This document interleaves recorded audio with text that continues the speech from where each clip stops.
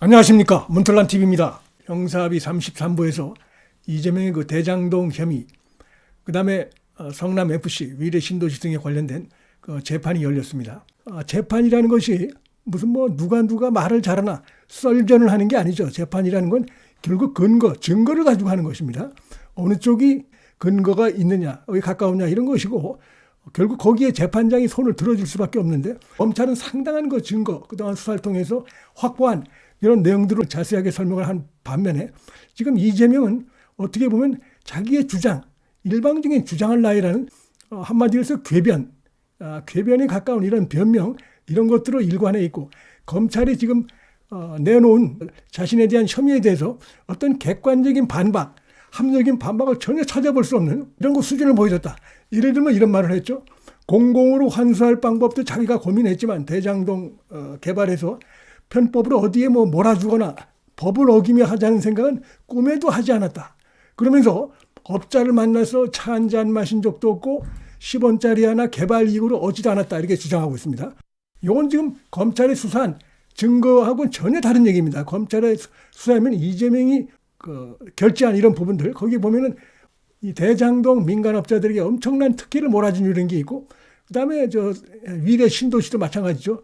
미리 중요한 거 기밀을 빼내가지고 남욱동 이 업자들이 결국 이제 이곳에서 한 200억 이상을 벌어들이게 만든 그런 부분도 있고, 다 그거는 이재명이 직접적으로 관련되어 있는 부분입니다. 그리고 상당한 편법으로 해서 특혜를 부여한 이런 부분도 특히 백현동에서 아주 심각하게 나타나고 있고, 대장동에서도 아주 심각하게 나타나고 있고, 그렇기 때문에 백현동의 정바울이라든지 이들이 3천억을 벌어들였고, 김만배 이들이 여기서 한 7천억이 넘는 8천억 가까운 돈을 벌어들인 것입니다. 그럼에도 불구하고 어디에 뭐 몰아주거나 법을 어기며 이런 게 없었다. 말도 안 되는 얘기를 지금 하고 있는 것이고, 그 다음에 업자를 만나서 차 한 잔 마신 적도 없고 10원짜리 하나 뭐 얻은 게 없다. 이게 새빨간 거짓말입니다. 지금 이재명이 우선 자신의 부인이 경기도 법인카드로 해가지고 지금 수사를 받고 있고, 경기도 김동연 지사도 국정감사에 나와서 자기들이 확인한 바에 의하면 김혜경이가 최소 100건 정도 이 경기도 법인카드를 불법으로 썼다. 이 김동연이 입에서 그게 나온 바가 있어요.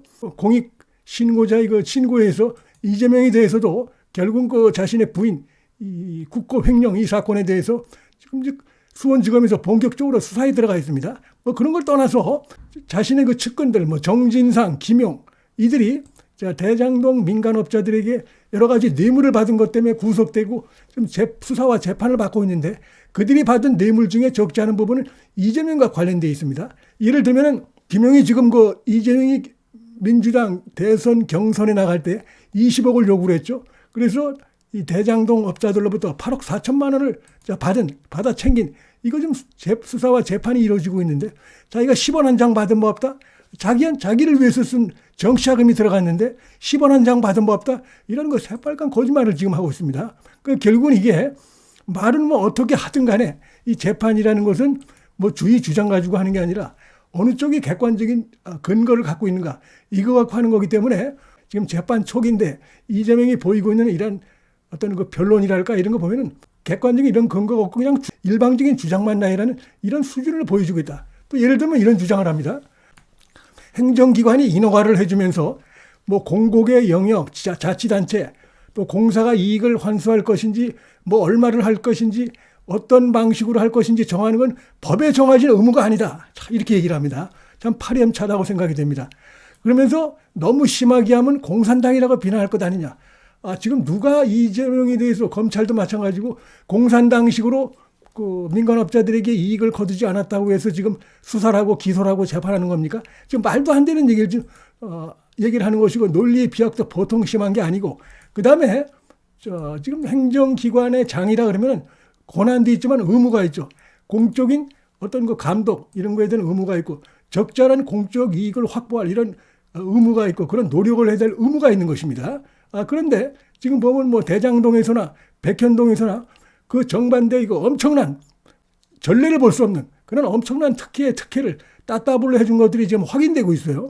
계속 업자들이 원하는 대로 해준 것들이 확인되고 있고, 거기에 이재명이 다 그 인허가 한 것이고, 그 핵심 그 측근인 정진상 그가 직접 그 부분에서 결국 이제 유동규 민간업자들하고 연결이 돼서 그런 일을 했다는 것이 증언으로 다 드러나고 있고 이재명이가 인허가를 한 이 사실이 다 드러나고 있는데 거기에 대해서 얘기를 하면 됩니다.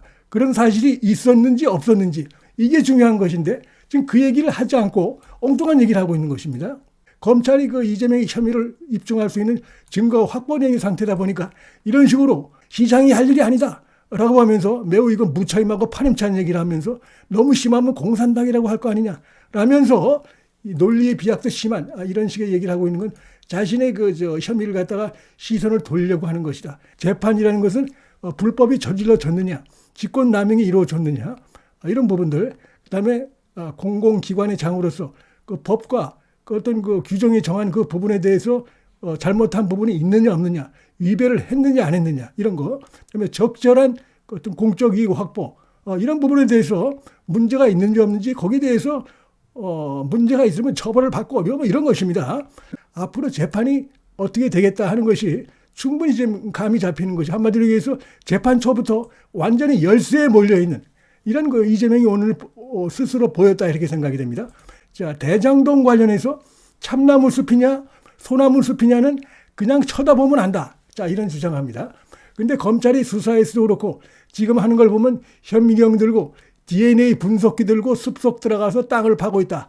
자, 이게 얼마나 웃기는 얘기입니까? 지금 대장동에서 천문학적인 비리가 드러났어요. 그 이재명이 시장 때 드러났어요. 이재명이 시장으로서 인허가를 했기 때문에 그게 드러난 것입니다. 이재명이 아니면 그런 일이 벌어질 수가 없어요. 그 지금 참나무 숲이냐 소나무 숲이냐 자기는 이것이 아주 잘된 거라고 지금 얘기하는 겁니까? 얼마 전까지 당군 일의 최대 사업이라고 하다가 이제 문제가 생겼다는 것이 문제가 심각하다는 게 드러나니까 쏙 감추고 윤석열 후보가 대장동 몸통이다 이랬던 자가 지금 와가지고 또 이런 얘기를 합니다. 오락가락하는 거죠. 대장동 관련해서 대장동 개발 관련해서 이게 참나무 숲인데 예를 들면 자꾸 소나무 숲으로 보고 있다 이런 얘기입니까? 그러면 윤석열 후보가 몸통이라는 그 주장은 또 뭡니까? 그러니까 도대체가 일관성도 없고 그다음에 실제로 드러난 대장동에서 소수의 민간업자가 8천억을 벌어들였어요. 8천억. 근데 그들이 여기에 투자한 어떤 자금이랄까 이런 거 보면은 뭐 얼마 되지 않는 것 아닙니까? 왜 그런 일이 가능하겠습니까? 엄청난 시장으로서 우선 첫째는 행정을 잘못한 것이고 둘째는 엄청난 불법을 준 것이고 그다음에 그걸 뒷받침하는 것들이 지금 이제 1,000억 그다음에 700억 428억의 어떤 약정 이런 부분들 그리고 실제로 나중에 이재명이 민주당 대선 경선에 뛰어들었을 때 이 김용희가 20억을 요구한 이런 부분들 그래서 8억 4천이 가고 이게 다 연결이 돼 있습니다. 그렇기 때문에 지금 뭐 이런 황당한 얘기 해봐야 먹히지 않는다.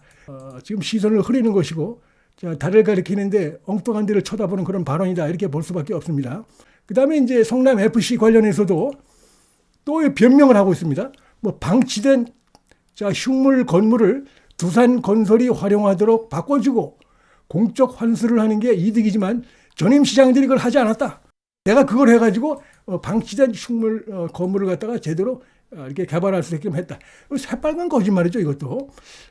지금 그 무리하게 구단을 갖다가 인수해가지고 그것이 이제 여러 가지 문제가 생기고 적자가 늘어나고 이러다 보니까 뭐 다른 방법은 없고 자신이 그 국민들에게 성남시장 나왔을 때 공적으로 약속한 부분이 있고 그걸 통해서 자기가 정치적인 이벤트도 가지려고 했던 것이고 그래서 무리하게 보면 뭐 그거를 왜 인수하느냐 이런 내부 비판도 많았다고 하는데 결국은 폼 잡기 위해서 그렇게 해서 해놓고 감당을 못하니까 관내 이 대기업들의 그 소원 소리를 들어주고 그렇게 해서 돈을 140억을 받아가지고 제3자 뇌물을 한 혐의가 다 드러나 있습니다. 그러니까 자, 이게 말도 안 되는 얘기를 지금 하고 있다. 이렇게 볼 수가 이거 전부 이게 지금 엉터리주의 주장이고 변명이다 이렇게 볼 수가 있겠습니다. 그래서 이런 식으로 무슨 뭐 공직자들이 공무 수행을 사후적 관점에서 비판하면은 거기에 안 걸려들 사람이 어디가 있겠느냐. 공무원들이 움직이지 않을 것이다라고 하면서 빤한 이게 흔히 그 죄를 저질러 놓고 빠져나가기 위해서 하는 그런 그 흔해 빠진 이런 변명을 오늘 쭉 늘어났다. 이재명이. 전반적으로 봤을 때 지금 이래가지고 이 법정에서 과연 제대로 살아남을 수 있겠느냐 저는 불가능하다고 봅니다. 그러니까 자신의 죄에서 벗어날 수 있는 확실한 어떤 그 반박 이런 걸 할 수 있는 상황이 전혀 못 되다 보니까 이런 식의 뜬구름 잡는 얘기를 이제 하고 있는 것이고 검찰은 반면에 상당히 구체적입니다. 예를 들면 이제 무슨 뭐 자기가 얘기하는 것에 대해서 검찰은 지금 대장동이나 성남FC 이런 게 다 정치적 치정령 범행이다. 이것이 충분히 이해가 되죠. 이재명이 뭐 어쨌든 간에 대선 주자로도 이렇게 돼 있고 그다음에 정치인이고 하기 때문에 그의 행위 하나하나가 일반 시장들하고는 좀 다른 점이 있죠. 자신의 그 정치적으로 이걸 좀 치적을 해서 좀 더 정치적으로 웨이트를 키우겠다. 이런 것이 있고 그런 차원에서 이런 것들이 이루어졌고 그래서 그런 것들은 결국 나중에 이제 선거에 나갔을 때 그 뒷근용으로 아름아름 업자들로부터 그래서 필요한 선거 자금을 챙긴다든지 이런 것들이 충분히 드러났습니다. 그다음에 이제 이 네이버 등 기업 4곳이 성남FC에 133억 원을 후원하는 대가로 인허가 편지를 봐줬다고 하면서 자, 지금 이재명이가 임기 중에 프로축구단 창단 지적을 내세우려 인수를 결정했다.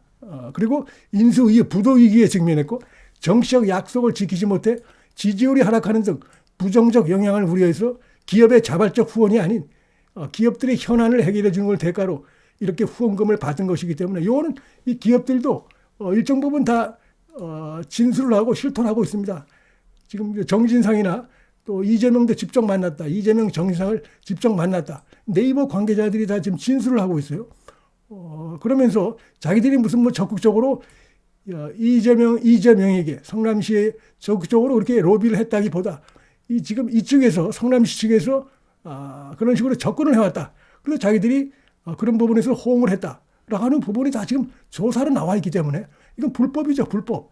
이런 걸 갖다가 무슨 뭐 지역의 발전 뭐 이렇게 얘기한다고 하면 이건 뭐 어느 시장이든지 이런 불법을 저질러 놓고 이런 식으로 변명을 하면 다 넘어가는 것이고 말이 안 되는 것이죠. 시장이 됐던 도지사가 됐던 한계가 있는 것이죠. 권한만 있고 의무가 없는 게 아니라 의무도 있는 것이기 때문에 그것이 벗어났을 때 어떤 그 불공정의 영역에 들어갔을 때 불법의 영역에 들어가고 뒷구녕으로 그와 됐던 그 측근이 됐던 뇌물을 받은 부분들이 드러나면 처벌을 받는 것입니다. 또 거기에 대해서 보면 이제 그의 핵심 측근들이 그 뇌물을 받은 게 드러나 있죠. 정진상도 그렇고 김영도 그렇고 그들이 이재명이 있기 때문에 정진상, 김영에게 뇌물을 건넨 것이고 이런 것이기 때문에 본인의 어떤 그 중대한 잘못 그다음에 어떤 그 무능한 부분들 아마추어적인 이런 그 시행정 전반적으로 다 겹쳐 있다가 보는데 뻔뻔스럽게 지금 이제 처벌을 받게 되니까 이제 와가지고 자 이런 식으로 하면서 말을 이리저리 돌리고 있는 것은 법적인 관점에서 볼 때는 별로 그 도움이 안 되는 실효성이 없는 이런 발언들은 쭉 늘어놓은 것이다. 자 이렇게 볼 수 있다고 생각이 됩니다. 문틀란 TV 여기서 마치겠습니다. 시청해 주셔서 감사합니다.